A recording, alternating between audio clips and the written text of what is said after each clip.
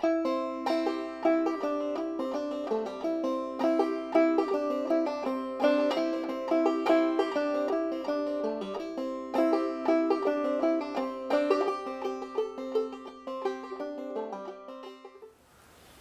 guys, welcome back to Field Skills.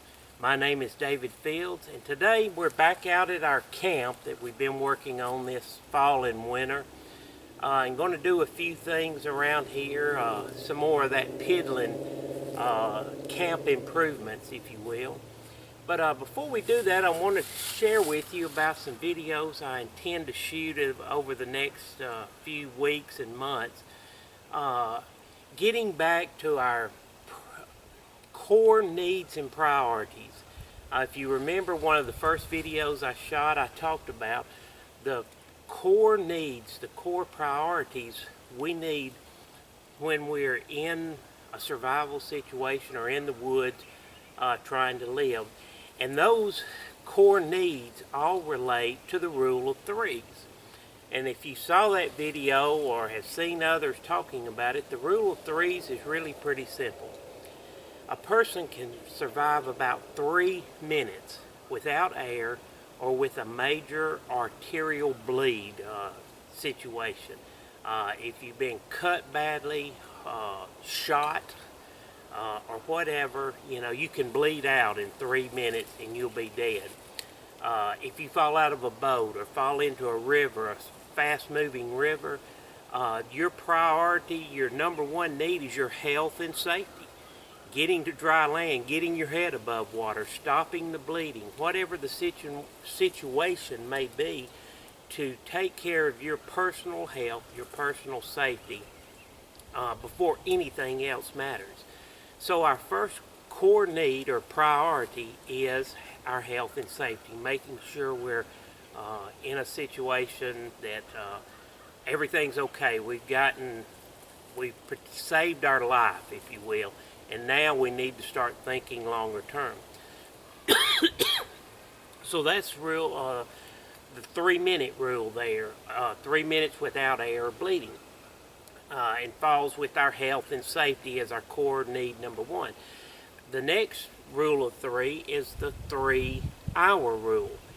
And the 3-hour rule says that if you're out in the elements, you've fallen into that lake and you're cold, you're wet and it's cold out, then hypothermia is a serious situation for you. So you've got to control your body's core temperature, which is priority number 2 in there, is get warm, get dry.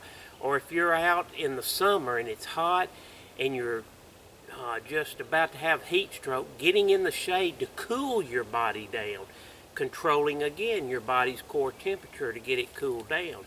So that's priority number 2, is our controlling our body's core temperature.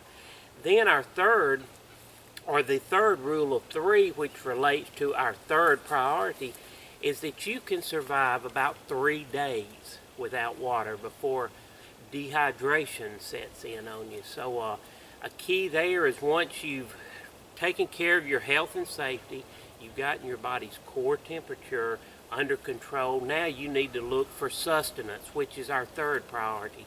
And under sustenance, first of all, falls water. Getting water, drinkable, potable water that you can hydrate and keep the dehydration at bay through that.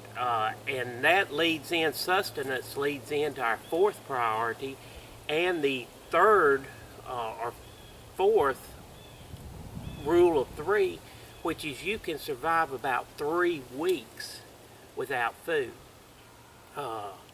But after that time, starvation sets in. So as the priority number 3 of sustenance, first of all, we need to get water, but then it's the importance of start looking and how can we collect food, catch food, procure food if we're going to be out in a longer term situation. Now we talk about survival is the 72-hour survival situation that and under that, if you can get your health and safety taken care of, your core temperature under control, and you can hydrate or get the water as the sustenance, then you can survive for 72 hours till you are rescued or someone finds you or you're able to get out of the situation you're in. But if you're in a longer term survival or wilderness situation, then food is part of your third core need, which is sustenance. And then our fourth core need is in a survival situation, after we've taken care of our health and safety, our core temperature control, and our sustenance, is rescue. And rescue will be either search and rescue, finding you. Let's say you've broken a leg, torn a knee up, and you've hunkered down, if you will, and survived that 72 hours. Someone should be looking for you and should know the general area you're in and find you by then. But it may involve a rescue, be self-rescue, which is you getting yourself out, hiking out. Maybe you were deep in the woods on your four-wheeler and it quit and you had to spend the night, and then you had to hike out the next day or 2 days later to get back to where it is.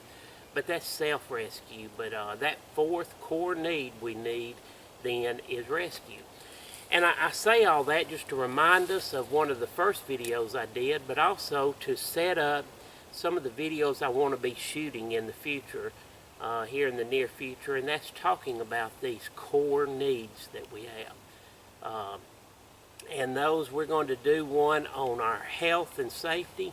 The spring's going to be coming on here soon, and a lot of new growth is going to come out, so we may do a video on medicinal plants. That's medicinal plants out there. Plants that could help us with sickness, bleeding, a lot of plants, and can do great things health-wise for us. So we may look, go on kind of a scavenger hunt and just look at some plants and talk about some things that will help us medicinally in the woods. Trees can be a key to that too. But we'll talk about some health and safety and do a video or two on that. Core temperature, 2 primary videos. I want to do some on setting up various types of emergency shelters. So we'll do a shelter series of building and creating short-term survival shelters to help create a microclimate that we can get in out of the rain, out of the wind, out of the sun, whatever the situation may be, to help control our core temperature, because shelter is a key to that. And then we're going to do some fire series, making fires, thinking about the next fire and how to use charred materials, some primitive fire skills. Do a few videos along those lines, just practicing, me practicing those skills, and maybe teaching some of y'all some of those skills. And then in sustenance, we may do some on collection of water, purification of water, in various ways, and things that we can do to get drinkable water. We don't want to just go to a creek down there and start drinking out of it. It's a lot of bad bugs can be in the water, giardia, cryptosporidia, all kinds of bad things that can give us some real problems in the wood. So we'll deal with procurement, collecting, and disinfecting and purifying our drinking water. We'll talk about some securing food videos. We'll look at some edible plants as the spring comes on. Be a great time to go around and show some of the plants that are edible that we can do. Some ways to catch and procure the food that we may need for those little bit longer term survival situations. And then I want to do one on doing some camp cooking, or preparing and cooking that food that we may catch, or show fish and different things. So we'll do some things along that line through that. And then in rescue, during the summer, I'd like to do some on some signaling methods, videos there on how to build a smoke generator, and various ways to signal for rescue, but also to do some navigation skills for our self-rescue out there. So I just wanted to kind of give you a highlight and a little teaser as to what's going to come, and I hope you'll stay tuned and keep following Field Skills, and we'll do a few things. But I want to do a couple little projects here at the camp today, and if you'll give me a few minutes to set the camera angle a little differently and get some supplies together, I want to show you what I've done and with our bed and our shelter, a few little things along that line. So if you'll give me just a second, we'll be right back here on Field Skills. Okay, let me, when we did our bed, the spring mattress, I mentioned the other day that I was trying to think of a way to close in the ends of this A-frame wheeling canopy shelter that I made. And that idea caused me to think about doing the same thing as we did the mattress with the ends. And so I started one of the ends here, and as you can see, I've created a weave, and I want to show you how we're weaving flexible branches in there to create an end. And what I can do is be able to weave in then, if I get it close enough with vines and other stuff, a tight weave, then I could put pine straw in there, long grass that may be growing up, something to block the ends of that on both ends of this A-frame. And so I had started with that, and what I did, as you can see right here, I have just come over the top, and I've got just some regular sisal rope running all the way down to the bottom. And where I started was with my bottom piece. I measured it out, and I used my fed, opened it up, and put the bottom piece, as you can see right down there, in first, and just made a triangle. And then I started weaving in all of these cross pieces into my rope. As you can see right in there, we've come into the rope here to make that the cross sections, and then started just weaving some flexible branches in to create kind of a wall right there. And so we have the start of that, and I'm going to set the camera back up here on the tripod and just kind of show you real quickly what we are, how I am weaving those in.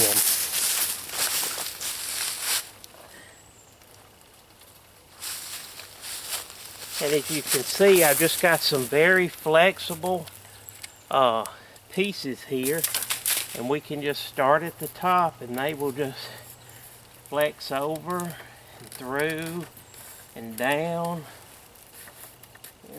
Alright, and that's a view from the inside looking out, and you can see you can just add all you want in weaves going vertically and horizontally, and create a nice wall there. And like I said, we can add grasses, whatever. This gives us the framework to add whatever we want to block the wind, block the rain if it may be, on these shelters. So we could do that on both ends of this shelter and make a nice end wall out of it, more permanent. Now there's a lot of other ways we could do it and through there, but to do something woodcrafty here is one way, and you can think of some other uses to do this weave with some rope and create all sorts of things from that. So just thought I'd show you what we were doing. Next thing, I'm going to show you how we're tying down this mattress that we made last time, and because it kept wanting to pull from the end, so I'm going to take some fork sticks and drive them in to hold it, kind of keep it stretched out and in place for our bed. So let me show you that. Okay, as you can see there, I've just driven that hooked forked stick into the ground as a kind of like a tent stake, and pulling down on that, so that is going to keep the bed from wanting to pull in from each end when you're laying on it. It'll hold it out, stretched out good and tight. So I've done that one on this end, and I've done the exact same thing on the other end down there. And so that mattress should be pretty stable when you get on it. And also, you know, just upgrading, improving your woodcraft projects out here is part of being around camp. And at night while your supper's cooking or whatever, you're just working on little projects to make your longer term camp a little better all the time. Alright guys, this was a quick little video, just update on the camp. But I really wanted to, like I said in the introduction, is just to introduce some of the videos that are going to be coming. Shelter, all dealing with our needs and priorities when we find ourselves in a survival situation or just spending a day or two in the woods overnight. Just some of the needs, priorities we need to take care of. And that's what the next series of videos are going to be about.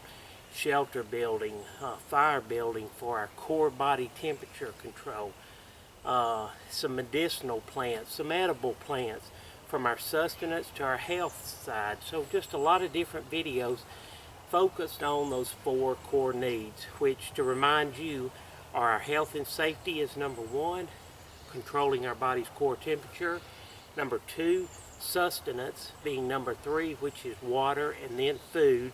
And then our 4th core need is rescue, whether it be staying till search and rescue finds us, or being able to self-rescue with navigation or get ourselves out of the woods. So those are what some of the videos are going to be about. And they may be from each section just as things come up, but I hope you'll stick around Field Skills, so that you'll subscribe to the channel, like the channel, comment on the videos, and just kind of hang around, see what's going on, and we'll tune in next time here on Field Skills. Now, as I end all my videos, or most of them anyway, it's with the quote from Ralph Waldo Emerson. And Emerson said, "Life is not a destination. Life is a journey." So we ask you to come and join us as we journey to self-reliance here in the great outdoors. I'm David Fields, and you've been watching Field Skills.